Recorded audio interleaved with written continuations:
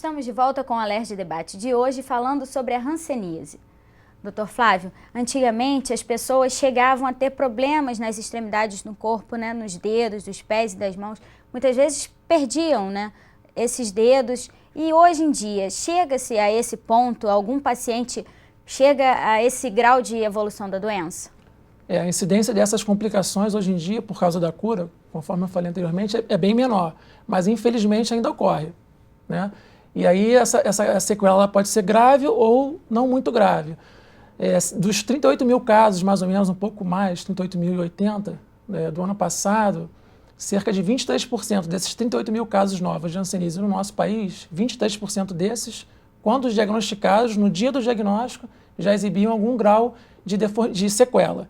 Essa sequela ela pode ser grave, nesse ponto de problemas nas mãos, as mãos podem ficar tortas, pode ter absorção dos dedos, mas isso é uma complicação mais grave, que a gente chama de grau 2, mas pode ter um estágio mais inicial que ainda é visto. Tá? E que outros tipos de sequela existem além desse? A pessoa pode ficar com uma fraqueza muscular definitiva, com atrofia dos músculos. A hanseníase ela pode comprometer as terminações nervosas da sensibilidade da córnea. Então a pessoa pode se machucar no olho, não sentir, e aquilo virar uma úlcera de córnea, não cicatrizar e perder a vista, tá certo? A hanseníase, quando avançada, né, conforme você falou, ela pode dar desabamento da pálpebra, tá certo? A pessoa pode ter dificuldade para fechar os olhos, pelo comprometimento do nervo responsável para fechar os olhos. Então o que acontece? Ela fica com o olho constantemente aberto. Isso gera um ressecamento, né? Esse ressecamento acaba gerando infecção e a pessoa pode vir a perder a visão. Doutor, o senhor disse que os medicamentos para a cura da hanseníase estão aí fartamente distribuídos. Se um médico, na ponta, consegue detectar a hanseníase, na mesma hora já começa o tratamento ou ele precisa ser submetido, o paciente, a um dermatologista? Como é o fluxograma, né, da chegada do paciente ao posto de saúde? Ele pode ser diagnosticado numa emergência, né? Ele foi por um outro motivo e detectou-se uma suspeita da doença hanseníase. Então, esse paciente ele vai ser encaminhado para o posto de saúde mais próximo à sua casa. Nesse posto de saúde, ele vai ser acolhido pela equipe do posto de saúde e vai se marcar uma consulta com o médico, que geralmente, tradicionalmente, é o dermatologista. Porém, de uns 18 anos para cá, talvez um pouco mais, o objetivo de descentralizar, né, para esse paciente ser recebido o mais rápido possível. Então, hoje em dia, o programa de saúde da família ele já está sendo mobilizado para acompanhar os casos de hanseníase. Esse trabalho acontece em Duque de Caxias, onde o senhor trabalha? Trabalha. Lá, o programa de saúde da família ele já está capacitado para acompanhar e tratar os casos de hanseníase. E o senhor consegue observar a resposta da população, os números de notificação em Caxias, na Baixada Fluminense, tem decrescido? O que ocorre nos últimos 6 anos, de 2000 para cá, de 2002 para cá, não só o Brasil, mas como o mundo inteiro, vem observando uma queda do número de casos novos. Isso pelo efeito do remédio que cura, né? E o Brasil também vem observando uma queda, e Duque de Caxias também, na detecção de casos novos. Só que ainda está além do preconizado, entendeu? Ainda não está o ideal, mas ainda tem bastante número de casos. O Duque de Caxias é o segundo município no estado do Rio de Janeiro. A Baixada Fluminense inteira é muito endêmica no nosso estado do Rio de Janeiro. O município que mais notifica, até pela grandeza de áreas geográficas, é o município do Rio de Janeiro. Depois vem o Duque de Caxias. Isso tem a ver com a condição social da pessoa, a maneira como ela vive, o acesso à rede de saúde de melhor qualidade? Se você perguntar para muitos, eles vão associar a hanseníase como doença de pessoas pobres, desfavorecidas socialmente. Não é uma doença relacionada, por exemplo, a uma falta de saneamento básico, esgoto, porque a doença é transmitida por via respiratória, né, conforme eu falei.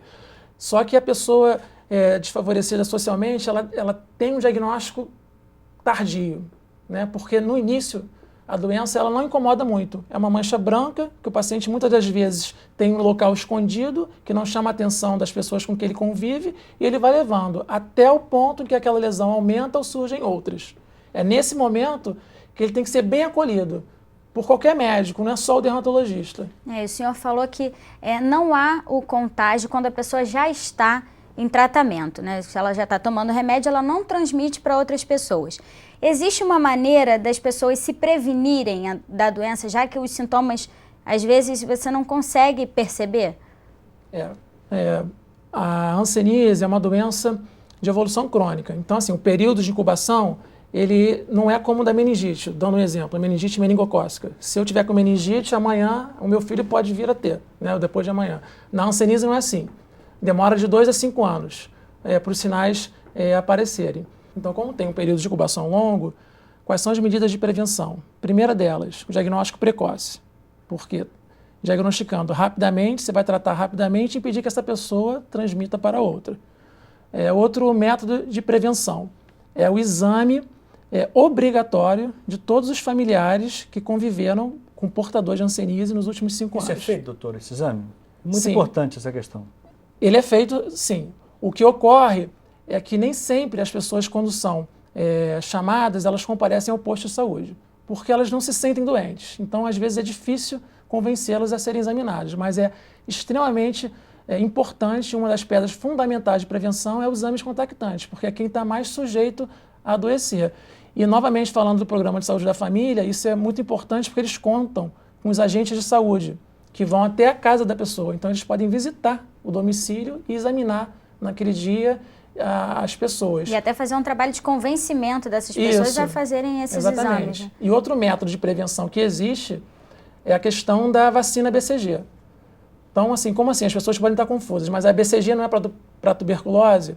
Sim, é uma vacina para tuberculose, para prevenção da tuberculose. Mas vários estudos demonstraram que ela é capaz também de fortalecer o sistema de defesa das pessoas também para a hanseníase. Então, quando você chama o familiar para ser examinado, você vai examinar a história epidemiológica dele e examinar o braço direito dele para ver se ele tem cicatriz de BCG.